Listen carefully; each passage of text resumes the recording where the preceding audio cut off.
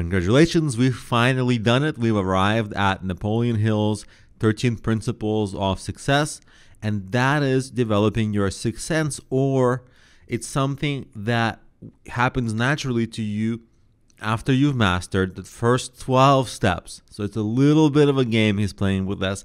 It's not something you consciously do essentially to develop the instinct, but it's the other 12 things, the other 12 steps you take, and your instinct will occur and develop on its own. So for most entrepreneurs, this inflection point happens around the 40-year-old mark. It doesn't mean that it has to happen for you, but that's what he observed. What happens is people at that age have gained a certain amount of business and life experience to make better decisions, better business and life intuition, and just acquired more business and life wisdom. And of course, it comes after a lot of persistence and hard work. That's the 40-year mark. You start your career around the year 20, 25, depending on where you are and what your career is. And of course, you work up, and after a lot of experience, you get to a really good place. In the middle of people's careers, if they stuck with it, that persistence thing, remember, and you see, it didn't necessarily mean months, 2 months. For some people, it's until they're 40. It's a lifelong thing.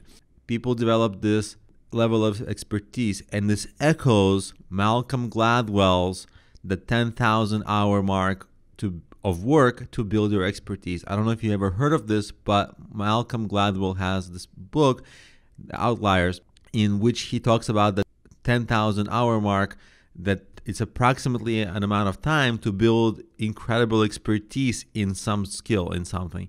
Now, it's not scientific. There's no proof that there's that 10,000 hours is a requirement, but he noticed a trend.